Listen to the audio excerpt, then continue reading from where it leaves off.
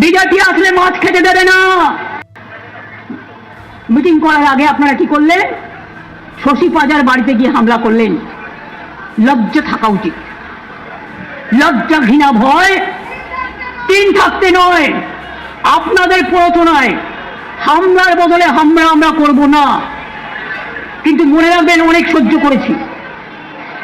আগের বার বলেছিলাম 2011-য় বদলা নাই, বদল চাই।